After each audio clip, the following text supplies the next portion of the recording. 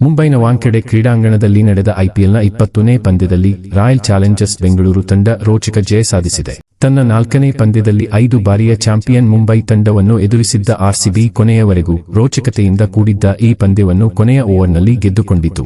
ಮುಂಬೈ ಗೆಲ್ಲಲು ಕೊನೆಯ ಓವರ್ನಲ್ಲಿ 19 ರನ್ ಬೇಕಿತ್ತು. ಈ ವೇಳೆ 20ನೇ ಓವರ್ ಬೌಲಿಂಗ್ ಮಾಡುವ ಜವಾಬ್ದಾರಿ ಹೊತ್ತ ಕೃಣಾಲ್ ಪಾಂಡ್ಯ ಈ ಓವರ್ನಲ್ಲಿ 3 ವಿಕೆಟ್ ಕಬಳಿಸಿ ತಂಡಕ್ಕೆ 12 ರನ್ಗಳ ಜಯ ತಂದುಕೊಟ್ಟರು. ಈ ಪಂದ್ಯದಲ್ಲಿ ಮೊದಲು ಬ್ಯಾಟ್ ಮಾಡಿದ ಆರ್ಸಿಬಿ 221 ರನ್ ಕಲೆ ಹಾಕಿದರೆ, ಈ ಗುರಿ ಬೆನ್ನಟ್ಟಿದ ಮುಂಬೈ 209 ರನ್ ಕಲೆ ಹಾಕಲಷ್ಟೇ ಶಕ್ತವಾಯಿತು. ವಾಸ್ತವವಾಗಿ 222 ರನ್ಗಳ ಗುರಿ ಬೆನ್ನಟ್ಟಿದ ಮುಂಬೈ ಒಂದು ಹಂತದಲ್ಲಿ ಈ ಪಂದ್ಯವನ್ನು ಗೆಲ್ಲಬಹುದೆಂದು ಭಾವಿಸಲಾಗಿತ್ತು.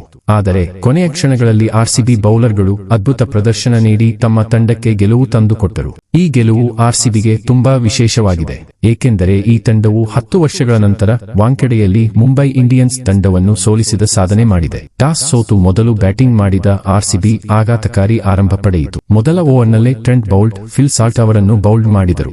ಇದಾದ ನಂತರ ವಿರಾಟ್ ಕೊಹ್ಲಿ ಮತ್ತು ದೇವದತ್ ಪಡಿಕ್ಕಲ್ ಜವಾಬ್ದಾರಿಯನ್ನು ವಹಿಸಿಕೊಂಡು 52 ಎಸೆತಗಳಲ್ಲಿ 91 ರನ್ಗಳ ಬೃಹತ್ ಜೊತೆಯಾಟ ನಡೆಸಿದರು. ವಿಘ್ನೇಶ್ ಪುತ್ತೂರು ಅವರು ಪಡಿಕ್ಕಲ್ ಅವರನ್ನು ಔಟ್ ಮಾಡುವ ಮೂಲಕ ಈ ಜೊತೆಯಾಟ ಮುರಿದರು. ಪಡಿಕ್ಕಲ್ 2 ಬೌಂಡರಿ ಮತ್ತು 3 ಸಿಕ್ಸರ್ಗಳ ಸಹಾಯದಿಂದ 37 ರನ್ ಗಳಿಸುವಲ್ಲಿ ಯಶಸ್ವಿಯಾದರು. ಇದಾದ ನಂತರ ಕಿಂಗ್ ಕೊಹ್ಲಿಗೆ ಜೊತೆಯಾದ ರಜತ್ ಪಟಿದಾರ್ 48 ರನ್ಗಳ ಜೊತೆಯಾಟ ಹಂಚಿಕೊಂಡರು. 15ನೇ ಓವರ್ನಲ್ಲಿ ನಮನ್ದೀರ್ ಎಸೆತದಲ್ಲಿ ಕಿಂಗ್ ಕೊಹ್ಲಿ ವಿಕೆಟ್ ಒಪ್ಪಿಸುವ ಮೂಲಕ ಈ ಜೊತೆಯಾಟ ಮುರಿದು ಬಿತ್ತು. ಅಂತಿಮವಾಗಿ ಕೊಹ್ಲಿ 8 ಬೌಂಡರಿ ಮತ್ತು 2 ಸಿಕ್ಸರ್ಗಳ ಸಹಾಯದಿಂದ 67 ರನ್ ಗಳಿಸುವಲ್ಲಿ ಯಶಸ್ವಿಯಾದರು. ಕೇವಲ 29 ಎಸೆತಗಳಲ್ಲಿ ಈ ಸೀಸನ್ನ 2ನೇ ಅರ್ಧಶತಕ ಗಳಿಸಿದ ಕೊಹ್ಲಿಗೆ ಇದು ಐಪಿಎಲ್ ವೃತ್ತಿ ಜೀವನದ 57ನೇ ಅರ್ಧಶತಕವಾಗಿತ್ತು. ನಾಯಕನ ಇನ್ನಿಂಗ್ಸ್ ಆಡಿದ ಪಾಟಿದಾರ್ ಕೂಡ 5 ಬೌಂಡರಿ ಮತ್ತು 4 ಸಿಕ್ಸರ್ಗಳ ಸಹಾಯದಿಂದ 64 ರನ್ ಗಳಿಸಿದರು. ಲಿಯಾಮ್ ಲಿವಿಂಗ್ ಸ್ಟೋನ್ಗೆ ಖಾತೆ ತೆರೆಯಲು ಸಾಧ್ಯವಾಗಲಿಲ್ಲ. ಅಂತಿಮವಾಗಿ ಜಿತೇಶ್ ಶರ್ಮಾ 40 ರನ್ ಗಳಿಸಿ ಅಜೇಯರಾಗಿ ಉಳಿದರು. ಮುಂಬೈ ಪರ ಟ್ರೆಂಟ್ ಬೌಲ್ಟ್ ಮತ್ತು ಹಾರ್ದಿಕ್ ಪಾಂಡ್ಯ ತಲಾ 2 ವಿಕೆಟ್ ಪಡೆದರೆ ವಿಘ್ನೇಶ್ ಪುತ್ತೂರ್ 1 ವಿಕೆಟ್ ಪಡೆದರು. ಈ ಗುರಿ ಬೆನ್ನಟ್ಟಿದ ಮುಂಬೈಗೆ ಟಾಪ್ ಆರ್ಡರ್ ಮತ್ತೊಮ್ಮೆ ಕೈಕೊಟ್ಟಿತು. ಮೊದಲ 4 ಬ್ಯಾಟರ್ಗಳು ಉತ್ತಮ ಆರಂಭ ಪಡೆದರಾದರೂ ಅದನ್ನು ಬಿಗ್ ಇನ್ನಿಂಗ್ಸ್ ಆಗಿ ಪರಿವರ್ತಿಸುವಲ್ಲಿ ವಿಫಲರಾದರು.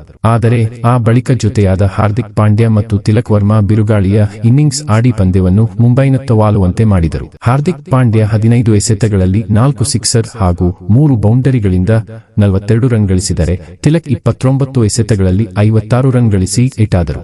ಆದರೆ ಈ ಇಬ್ಬರು ಔಟಾದ ತಕ್ಷಣ ಮುಂಬೈ ಇಂಡಿಯನ್ಸ್ ಸೋಲು ಖಚಿತವಾಗಿತ್ತು. ಮುಂಬೈ ತಂಡ 19ನೇ ಓವರ್ನಲ್ಲಿ ಹಾರ್ದಿಕ್ ಪಾಂಡ್ಯ ವಿಕೆಟ್ ಕಳೆದುಕೊಂಡಿತು ಮತ್ತು ನಂತರ ಕೊನೆಯ ಓವರ್ನಲ್ಲಿ ಕೃಣಾಲ್ ಪಾಂಡ್ಯ 3 ವಿಕೆಟ್ಗಳನ್ನು ಕಬಳಿಸಿ ಆರ್ಸಿಬಿಗೆ ಸ್ಮರಣೀಯ ಗೆಲುವು ತಂದುಕೊಟ್ಟರು. ಕೊನೆಯ ಓವರ್ನಲ್ಲಿ ಮುಂಬೈ ಇಂಡಿಯನ್ಸ್ಗೆ 19 ರನ್ಗಳು ಬೇಕಾಗಿದ್ದವು.